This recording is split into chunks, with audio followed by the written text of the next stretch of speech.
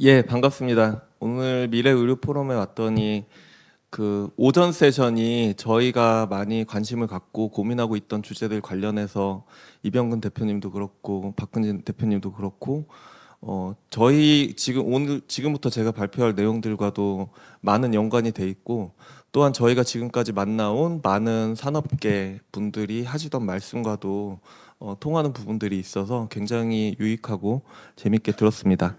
지금부터 제가 준비할 내용들을 말씀드리겠습니다. 사실 오전 마지막 세션이다 보니까 너무 길게 진행하면 그 휴식 시간이 많이 줄어들 것 같아서 되도록 좀 컴팩트하게 진행하겠습니다. 많이 보신 슬라이드일 수 있는데 왼쪽 위를 보시면 최근에 약 30년간 정부 R&D, 바이오 분야의 정부 R&D 투자가 약 97배 정도 증가했습니다. 이게 몇 년 전에는 77배였는데 데이터를 업데이트하다 보니까 더 늘어서 사실상 거의 100배 정도 증가했다고 보시면 되고요. 아래쪽에 그림을 보시면 사실 저희 그 현재 이 슬라이드에 들어있는 내용들이 2년 전에 수집한 내용들의 일부 이제 최신 자료들을 추가해서 만들었는데 22년도에 조사할 때까지만 해도 사실 우리나라 바이오헬스 산업이 굉장히 이제 주목을 받고 있던 시기입니다. 왜냐하면 코로나 특수로 인해서 전 세계적으로 그 유동성이 확장되면서 그 돈들이 결국은 그 VC나 벤처들을 통해서 많은 자금이 유입이 됐었고, 그래서 20년에서 21년까지 보시면 특히 진단 키트를 세계 최초로 개발하는 쾌거를 내면서 수출이 많이 증가했었습니다. 다만 22년과 23년에 코로나가 엔데믹으로 전환되면서 수출이라든지 VC 투자, 민간 투자들이 좀 감소하면서 또 다른 국면들이 들어오고 있습니다. 자세한 내용들이 뒤쪽에 조금 추가되어 있습니다. 오른쪽을 보시면 아까 이병근 대표님께서 보여주신 것과 조금 비슷한데요. 글로벌 제약기업, 뭐 1위부터 넣은 건 아니고 대표적인 기업들을 몇 가지, 특히 이제 바이오에 쏠려 있는 대학 그 기업들 위주로 넣어놨는데, 시총과 매출액을 기준으로 봤을 때 우리나라의 삼성바이오로직스와 셀트리온이 아직은 10분의 1 정도 수준이다라고 볼 수 있습니다. 다만 이 부분에서는 10분의 1 정도도 사실 그렇게 작지만은 않다.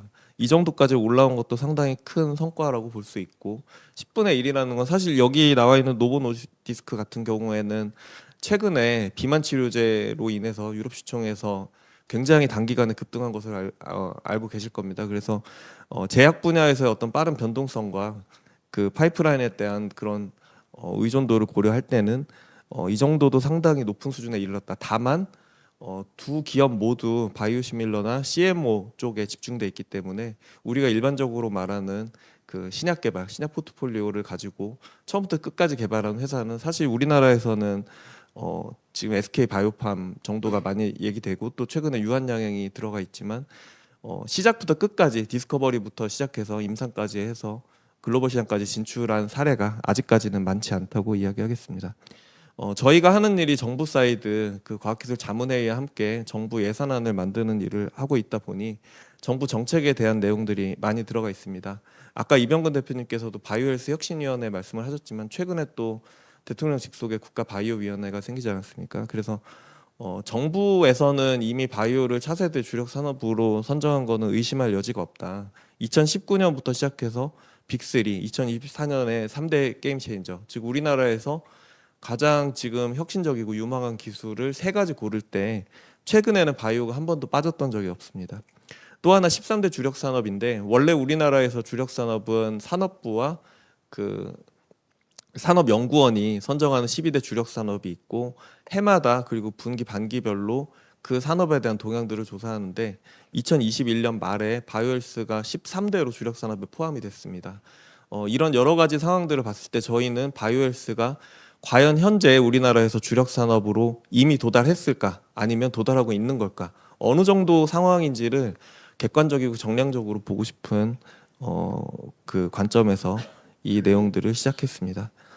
많이 보시던 자료일 수 있는데, 혁신 기술이 도입됐을 때 한동안은 데스밸리를 겪게 됩니다. 왜냐하면 유망한 기술이 나왔다고 해도 시장이라든지 규제라든지 돌파해야 될 부분들이 많기 때문에 흔히 말하는 데스밸리를 겪게 됩니다. 특히 이제 의약품의 경우는 10년 정도의 개발 기간이 소요되기 때문에 더욱더 데스밸리가 강조될 수밖에 없고, 그 이후에 주도 기술이 출현할 경우에 성숙 단계로 접어들게 됩니다. 대표적인 게 mRNA 백신 최근에 보셨을 때 코로나19라는 특별한 상황 속에서 굉장히 단기간에 성숙하게 됐고, 그 시장은 결국 캐나다, 미국, 극히 일부 IP를 보유하고 있는 주체들이 그 개발 이익의 대부분을 가져가고 있습니다. 저희가 봤을 때 민간 역량과 산업 수명 주기 등에 따라서 산업의 유형을 구분할 수 있다고 보고, 바이오헬스의 경우 이 유형 중에 어느 정도에 해당될지에 대해서 알아보게 됐습니다. 기존 선행 연구에서도 조금씩은 다르게 정의하고 있지만, 산업에 대해서 이와 같이 사사분면 형태로 분류하는 경우가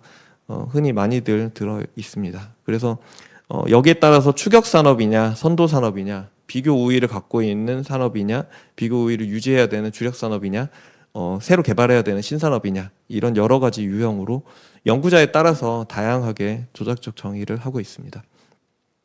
우리나라 주력 산업에 대한 내용은 사실 이미 잘 알고 계시겠지만, 70년대, 80년대에 우리나라 고도 성장기를 겪으면서 대표적으로 육성한 주력 산업이 자동차, 조선, 철강 등입니다.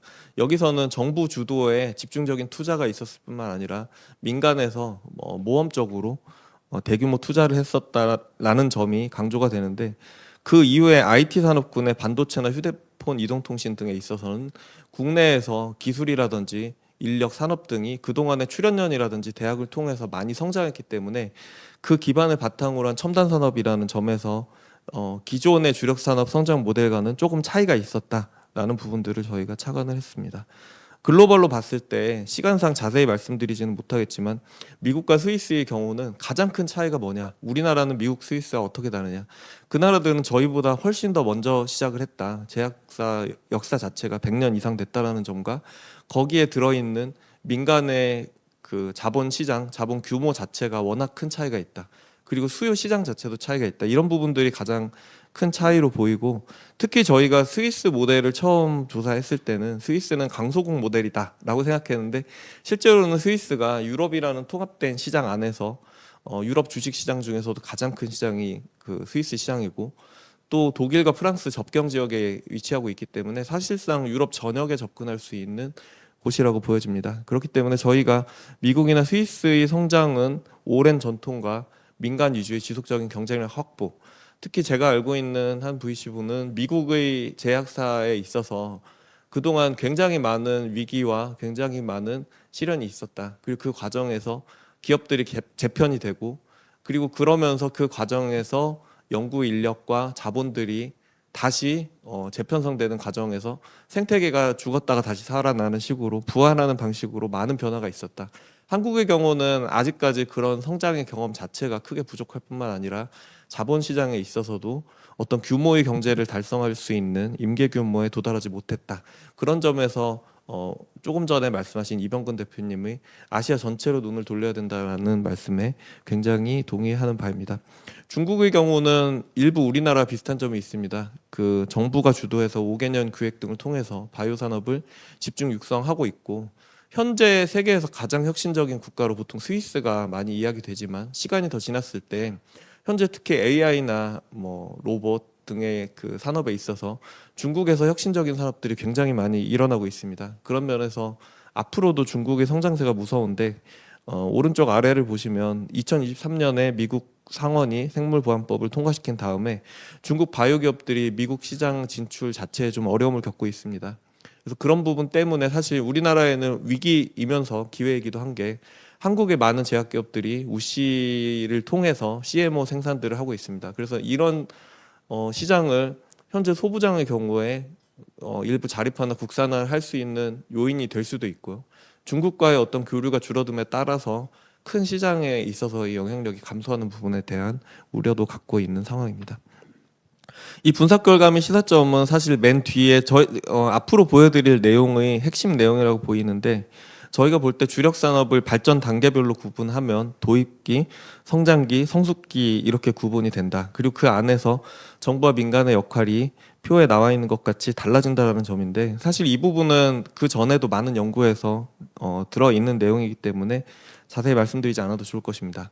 다만 여기서 미국과 스위스의 경우는 이미 성숙기 단계에 이르렀기 때문에 정부가 하는 일은 규제, 제도 완화, 그리고 인센티브를 통해서 기업을 성장할 수 있게 이끄는 쪽이라면 중국의 경우는 도입기와 초기 단계, 중간 정도에 걸쳐 있다. 여전히 인력 투입이라든지 R&D를 통한 원천 기술 확보가 중요하다라는 점까지 저희가 그 결론을 내리고 이후에 한국은 그렇다면 어느 정도 수준에 도달했는지에 대해서 통계들을 통해서 분석을 했습니다. 정책 부분은 그 현재 우리나라 과학기술에서 가장 상위의 기본 계획과 바이오 관련 가장 상위에 있는 생명공학 육성 기본 계획이 있는데 그 하에서 바이오헬스 산업 혁신 전략이 2019년 이후로 꾸준하게 나오고 있습니다. 여기서 말씀드리고 싶은 게 바이오 산업의 경우 예전에는 미래 유망 산업이다라는 워딩을 많이 사용했다면 2019년 바이오헬스 산업 육성 전략 이후로는 혁신 전략 이후로는 거의 주력 산업이다라는 용어를 많이 사용하고 있다라는 점들이 크게 차이가 있습니다. 특히 코로나19 이후에 K바이오헬스도 뭔가 할 수 있다라는 분위기가 나오고 있습니다. 정부 R&D 전체로 봤을 때 주요 R&D와 일반 R&D로 나눠지고 일반 R&D는 인력이라든지 인프라, 대학 지원 등을 포함하고 있습니다. 순수 연구개발이라고 할 수 있는 주요 R&D가 우리나라에서 약 25조 정도 되는데 그중에 생명의료 부분이 한 12% 정도 되는 3.1조 원 정도 됩니다. 그리고 그중에 3분의 1은 농림수산식품 분야고 3분의 2, 약 2조 원 정도가 생명보건의료 쪽에 들어가고 있다고 보시면 되겠습니다. 즉 우리나라 정부 R&D 중에 8% 정도인데 여기에서 사실 빠져있는 부분이 연구기관 운영 경비, 출연연에 대한 부분들이 있고 또 하나는 기초기반 연구에서 개인기초 연구라든지 집단연구 같은 대학에 뿌려주는 연구의 경우는 분야 구분 없이 주지만 실제로 과제에 대해 집계해 보면 바이오 부분이 상당 부분 많습니다. 그렇기 때문에 기초 부분에서도 상당 부분이 생명으로 들어가야 됩니다. 시간상 좀 빨리 넘겨야 될 것 같습니다. 25년도 국가연구개발 투자 방향 및 기준을 보시면 전폭적으로 첨단 바이오, 디지털 바이오 그리고 산업 고도화 쪽으로 쏠려 있는 것을 볼 수 있습니다. 첨단 바이오는 오늘 주된 내용인 유전자 세포 치료제 외에도 디지털 헬스 데이터 분석 활용과 감염병 백신 치료, 합성생물학 등 4대 영역입니다. 다만 최근 한 1년 동안의 큰 차이는 작년의 경우는 여기 있는 첨단 바이오 4대 분야로 중점적으로 쏠려 있었다면 최근에는 그 2022년도 바이든의 바이오제조 이니셔티브와 일맥상통하는 내용인데 국가바이오위원회에서도 첨단 바이오의 그 바이오 헬스 부분 외에 기후 변화나 고령화 등의 인류 공통의 문제를 해결하기 위한 그린 바이오나 화이트 바이오를 포함하고 있습니다. 그렇기 때문에 최근의 추세는 이런 그린과 화이트 바이오까지 전부 같이 가고 있다는 점.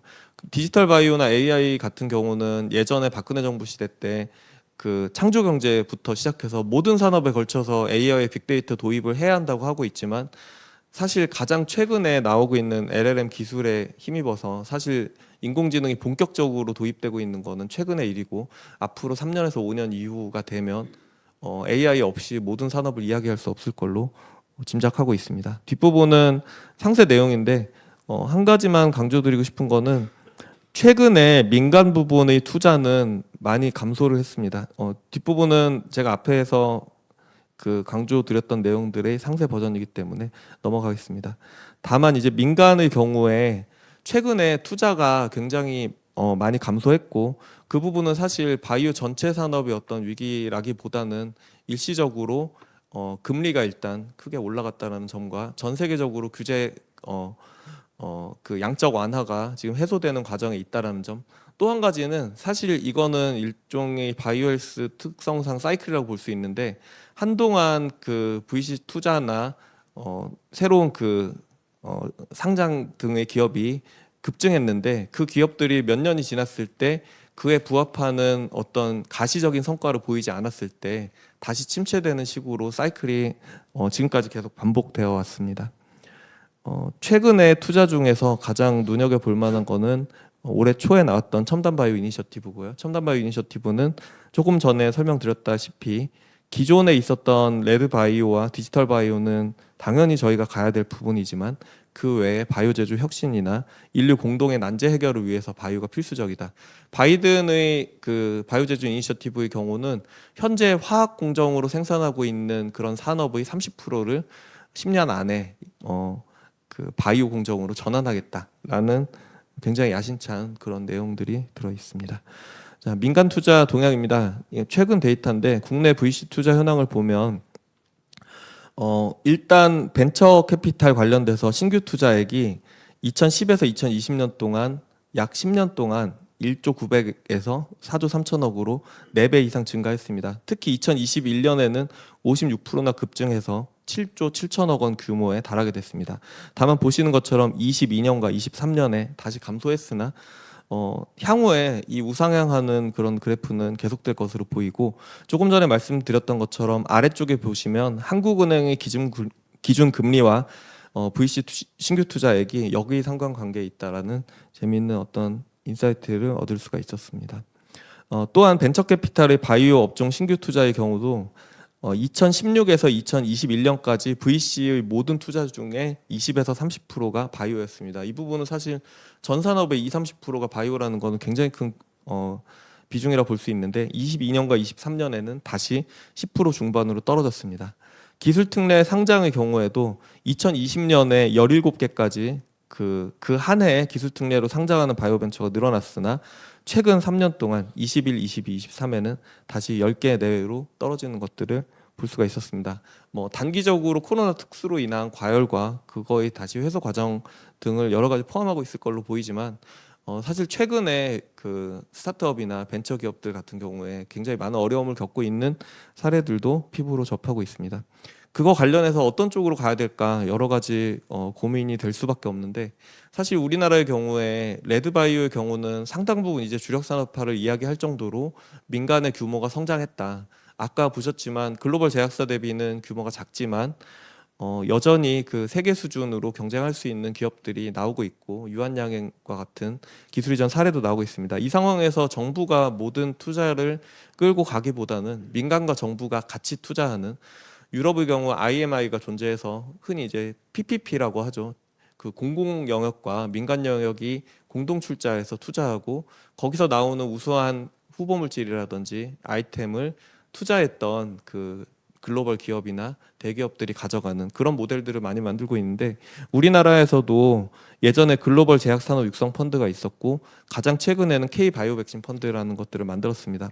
여기서 정부와 국책은행이 40%, 민간의 60%를 목표로 삼고 있으나 현재 민자 60%를 매칭하기가 쉽지는 않다. 다만 길게 봤을 때는 우리나라도 충분히 대기업이 성장하고 나서 앵커 기업 역할을 하면서 마치 JNJ나 이런 기업들처럼 주변의 스타트업들을 같이 키우면서 서로 그 상호 호혜적인 관계를 갖는 그런 내용들이 필요하겠다라는 점입니다.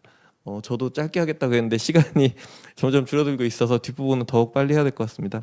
국내 VC 투자 현황은 사실 이게 민간 데이터이다 보니까 가장 최신 데이터를 업데이트하지 못해서 저희 연구했을 때 당시에 VC 투자는 굉장히 크게 증가하고 있었다.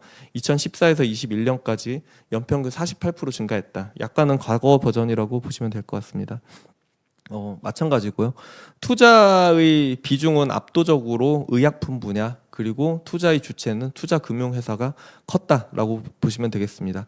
1000대 R&D 투자 상위 기업을 봤을 때 그 중에 두 번째가 바이오헬스일 정도로 바이오헬스는 R&D에 대한 집중도가 매우 크다고 볼 수 있습니다.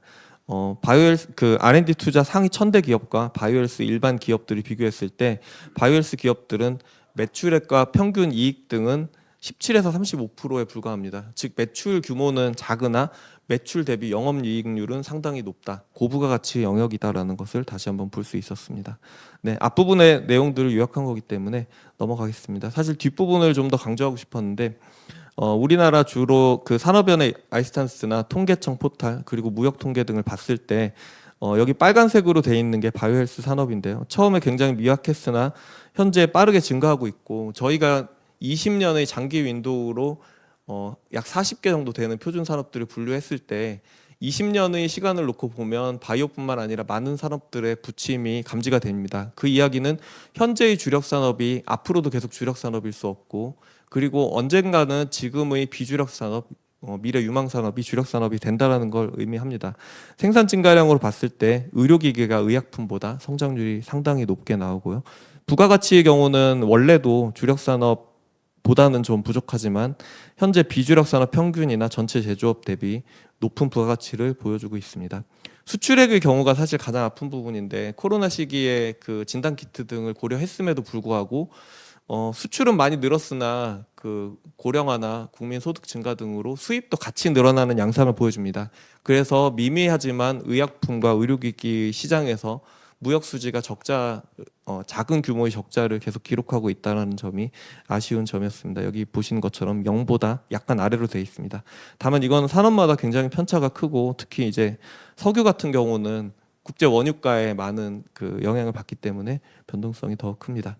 고용의 경우도 의료기기와 의약품 분야의 증가가 굉장히 크다. 여기서 바이오헬스는 결국 의약품 플러스 의료기기로 집계를 했습니다. 노동 생산성은 바이오헬스가 비주력 산업보다 높으나 오히려 주력 산업에 비해서는 격차가 벌어집니다. 그 이유는 국내 주력 산업들이 고도화되고 있기 때문에 사실 삼성 반도체나 SK이노베이션이나 SK텔레콤 같은 회사들이 종업원 한 명의 종업원이 생산할 수 있는 노동 생산성이 커질 수밖에 없거든요. 그만큼 기술과 자본과 그런 시설 인프라 집약적인 산업이 되고 있기 때문에 그런 면에서 벌어지고 있으나 기본적으로는 바이오헬스도 노동 생산성이 상당히 높은 분야에 속하고 있습니다. 이 부분은 저희가 각 전문가분들에게 의약품과 의료기기 분야의 현재와 미래에 대한 전망을 5개국과 비교해서 여쭤본 결과인데요. 의약품의 경우는 가장 눈에 띄는 게 생산 부분에서의 수치가 굉장히 높습니다. 미국을 보통 10으로 봤을 때 한국이 거의 7 정도에 가깝다는 거는 최근에 CMO 등의 성장을 가지고 전문가분들이 높게 판단하신 것 같고 아래쪽에 향후 5년간의 전망치를 보시면 R&D 제품 개발이나 전임상, 조달 등의 앞단에 대해서는 높은 전망을 하고 있으나 판매나 수요에 있어서는 여전히 그 개선 가능성이 상대적으로 낮다 이렇게 보고 있습니다. 의료기기의 경우는 보시면 의약품 대비 전반적으로 점수가 좀 낮은 편이긴 하나 제품 개발 쪽이라든지 그 생산 쪽으로는 다소 다른 분야보다 점수가 높은 것을 볼 수 있습니다. 그래서 저희가 의약품 부분에서는 판매와 수요 영역의 개선이 필요하다. 이게 이제 아까 말씀하신 것처럼 국내 병원에서 우선적으로 활용한다든지 이런 부분이 있을 거고요. 의료기기는 중국이 급성장하고 있는 부분에 대해서 대비가 필요하고 임상, 조달, 수요 등 여러 가지 부분에서 그 동시다발적으로 많은 개선이 필요하다라는 결론을 얻었습니다. 이 뒷부분에 나와 있는 내용들도 그 앞에 설문 내용들을 자세히 말씀드린 거기 때문에 넘어가도록 하겠습니다.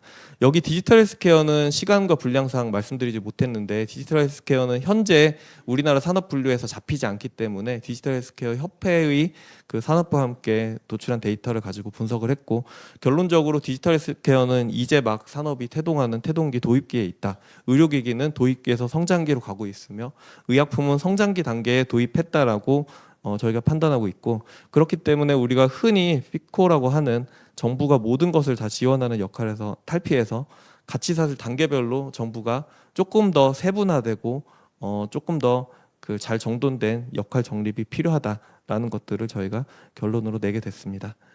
시간이 이미 오버됐기 때문에 뒷부분의 내용은 넘어가고 바이오 클러스터의 경우는 한 가지만 말씀드리면 사실 중국과 미국의 패권 경쟁으로 인해서 중국에 위치해 있던 많은 글로벌 제약사들이 리서치 파크나 그 지역의 어떤 허브 역할을 하는 곳들이 사실 그 탈중국 움직임들을 보이고 있습니다. 여기서 아까 나왔었던 싱가포르나 일본과 경쟁해서 한국이 해외 기업들을 유치하는 데 있어서 얼마나 경쟁력을 보유하고 있는가 이런 관점에서 국내 바이오 클러스터에 대해서도 한 번쯤 되돌아볼 그런 때가 되었다라는 것이 저희 판단이었습니다. 네, 이상으로 발표 마치도록 하겠습니다. 감사합니다.